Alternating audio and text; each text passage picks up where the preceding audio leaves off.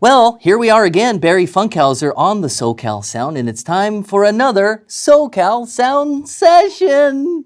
And today I'm here ever so excited to be with Alicia Walter. Hi. Thanks for having me. Thanks for being had. So, you are not from Los Angeles, you're from a sleepy town called Chicago, right? Mm-hmm.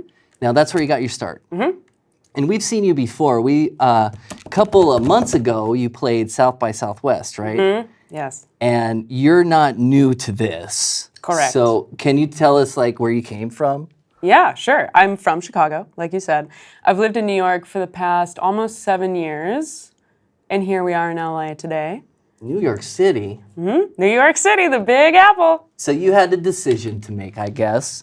You were like singer, songwriter, musician, and you're like, do I go this way? Or do I go this way? Yeah, do I go left or right? Yeah, at the time, it wasn't so much a question, because I had never, being from Chicago is the only city in the States that feels a little bit like New York. So to me, LA was not really on my radar when I was, in my 20s. So it was always kind of yeah, I'm gonna go to New York. Yeah, it's just it might as well be another country if you're over there on that side of things. Yeah. But then you made your record here in LA. Here we are, yeah.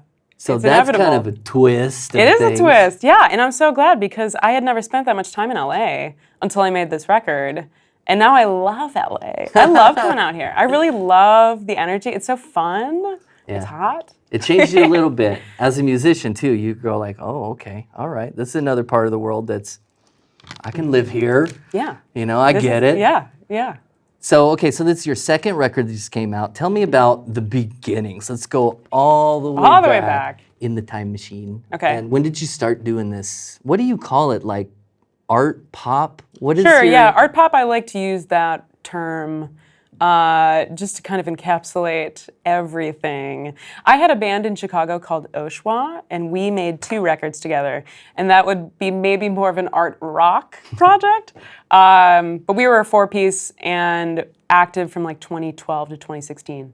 And then when I moved to New York, that was really the start of me following Alicia Walter. How does Alicia Walter make music? Yeah, cool. Mm-hmm. So you were in a band and then broke out solo, and then the first album. Mm-hmm. We were talking before, right? I don't know if you want to tell the people. How long did it take you to make that first one? Sure, I have no qualms telling. 2.5 years. Now that was because many reasons. It's not like we were working every day in the studio for 2.5 years. That would be insane. But yeah, I think there's so many things that happen when you're exploring, especially that album for me was really me scratching so many itches because it was my first Alicia Walter record. So there were so many questions that I was looking for the answers to as I was making the record. It was can I make a song like this? Can I make a song like this? It's really an exploration of myself. And along with that was really testing out my own production chops and arrangement chops. So I wanted to do absolutely everything. I was arranging strings, arranging horns. I wanted the tap dancer. We've got a tap dancer on the record. There's every possible biggest iteration we could fit in the songs. Okay, so then I gotta ask you. Okay, this is a hard question. Oh. Nobody can answer it. Oh, Let's I'm ready. see if I'm ready. Okay. What do you like better? Do you like making records or performing them? Well, Barry, I think, they're 2 totally different skill sets. And I studied music in college, and I remember I was studying composition, and I had written a piece for piano. This was a little bit more of a formal piece.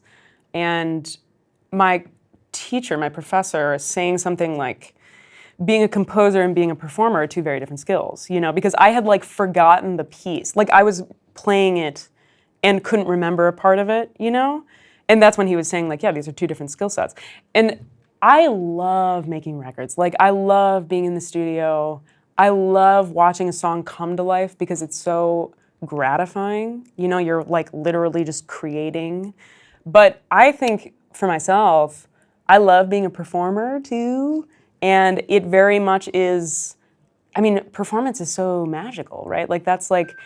I think there's this direct experience that happens between the audience and the performer.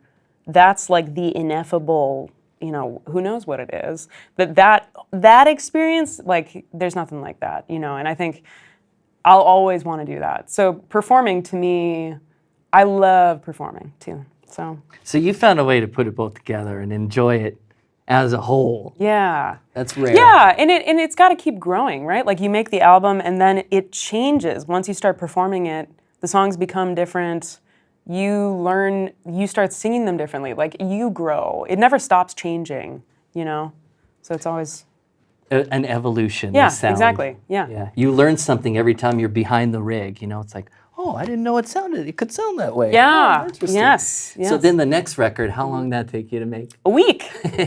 I learned. I love that. I know, love me that so too. much. Me 'Cause too. You found your sound. In between, you figured it out, you Yep. took it live and played with people, and then you're back for round 2 and you're like, I got it. Yeah, that was, and so the first album, I wrote sequentially, and by the time I got to the last track on that album, it's me at the piano, and it was really like a turning point for me, realizing like, oh, this is what I want to be doing. Like, I want the next record to be me at the piano, no gear. I want I want nothing else, and I want these songs to be live with a band. I want to play them on the piano the same solo as they would be with the band, and have it really just be about capturing the live sound with other musicians. And I wanted there to be the album that's like, here are the charts, here are the songs.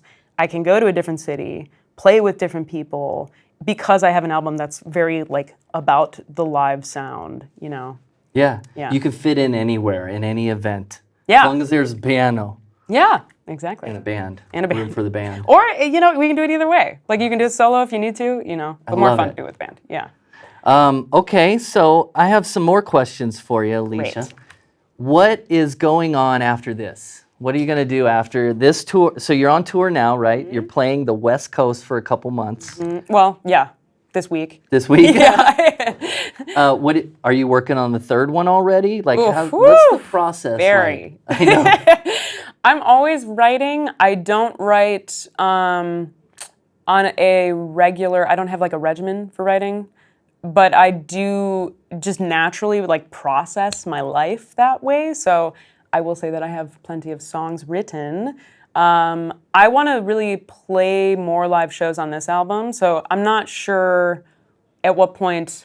You never know until it's happening. It's like all of a sudden it'll be like, oh, it's now. Now we're making the next record, But as of right now, it's like we're still doing the live shows for this one. So we'll see when that one gets recorded. You're living in the moment. You're Exactly. Letting it grow, letting it ride. It'll Here you show go. me. Yeah. Where do the influences come from? What did you used to listen to as a little one? Where is this coming from? Growing up, my parents are big Beatles fans, big Mamas and the Papas, The Lovin' Spoonful, like some 70s bands. Not like, I didn't necessarily grow up in a huge music household. I have 3 older brothers, and I started taking piano lessons really young. And I think it's really like, I stuck with piano. I really loved playing piano as a kid. I can remember going to see Bobby McFerrin, of all people, which is like so interesting to me because I think there's some, like Bobby McFerrin is so magical. Like he's such an People incredible. don't even know. It's about crazy, right? And like I remember seeing him when I was like maybe 8 or 9, like at the Chicago Symphony, and he did like that amazing, he does like the Wizard of Oz thing that's like 20 minutes long. So cool. And he's such a unique individual performer. And now looking back, it's like, I feel like I've started to adapt a lot more of these like theatrical elements recently. Like that my music has become naturally more theatrical. I get that a lot, but it didn't really used to be that way. So it's kind of interesting, I guess, like whatever influences, I did get taken to like a lot of musicals as a kid, you know? So some of that has sort of followed me now where I feel like that stuff is coming out. You can see all that. You're a product of where you came from. Yeah. And you're from Chicago, New York. That's what, Totally. you can't help but have Yeah, a little the bit theater. of that. Yes. Storytelling in your songs very clearly. It's beautiful. Thank you. So, okay, so like, what's, you're going to play a couple songs here. Couple Okay. treat, yeah. Now tell us about what you're going to play, would you? Yeah, we're gonna play the title track of my most recent record, Right Noise, and then we'll play Between the Hurt and Reach for the Stars. So These are all 3 songs from the newest album. Right Noise. I love it. Okay. Thank you. That's the one. I think that's the one. Where'd that come from? How did you write Right Noise? Because there's a message in there too, ain't there? Yeah, there is. Of course there is. Well, the song is really about, am I speaking my truth? Am I able to listen to what, a lot of the time when I'm writing songs, it's honestly like my subconscious trying to talk to me. So a lot of the time, I don't even really know what I'm talking about until I'm like writing the words, and then I'm like, oh, it's almost, there's a lot of like, it's very self-reflective, you know? So I think in that song, I was really just questioning, like, am I able to be honest to who I really am, truly am, way deep inside, you know? And am I, there's so much that like as an artist, you're trying to operate in the music industry, right? And in a capitalist structure and in a business. There's, you know, all of a sudden it's like as an artist, you have to go from like the joy of creating and all of the things that you love about making the work to then trying to fit it into this, you know, model for how we engage with that. And I think it's just really easy to get lost. You know? Yeah. That's the biggest issue that your folk comes up with is like once you reach a level, it's like, wow, I'm getting all these influences now that's tearing me away from who I am. Yeah. So yeah, exactly. I love where your head's at with this song and all this, everything. You're on the right track right there, I'm telling you. Thank you. Okay, so let's see. What have we not covered here? What about your merch? I started asking about merch. Now, everybody has merch. Everybody's got merch. Some people are like, T-shirts, you guys do it. And some people are really involved. Yeah. Where do you stand? Maybe in the middle. I don't know. I've got T-shirts, and I loved doing those designs. That was like something that was really fun to do. And then we've got both albums on vinyl. I've got some stickers. So yeah, I love having. Because your website's great. It's all vintage looking. I love my website too. Thank you. The colors are on point. It's just, it says who you are. Perfect. You know? Yes. All the YouTube videos and stuff. Yeah. Yes. Love it. Okay. I got one more question for you. And there's no right or wrong answer to this for me. But it does tell us a lot about you.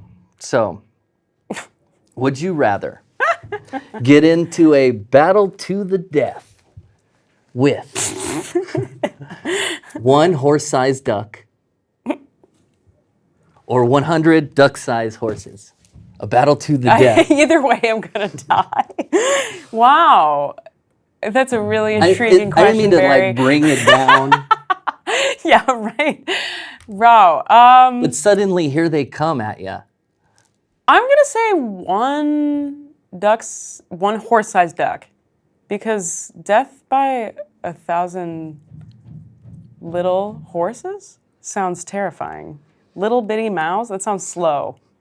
One big duck, we're done. Yeah. You know? You like I'll just, Well, yeah, or if I'm going to die, then then it'll be over quickly. Yeah. Sadly, you're going to lose to the horse-sized duck, but it was a good fight. But it was a noble way to go. All right, where can we get your music? There's a couple of websites. Where do we go? Sure. If you want to buy a vinyl, you can go to my website. I am AliciaWalter.com. You can go to Big Ego's website. Big Ego is my label. I'm not going to say the website because I'm not actually sure if it's bigegostudios.com. It might be. Google it. On my Bandcamp, AliciaWalter.bandcamp.com. Or if you wanted to stream, I'm on all the streaming things. All the platforms. Yeah. Cool. Well, it was great meeting you, Alicia Walter. Barry. So good to meet you. Now you're going to go play.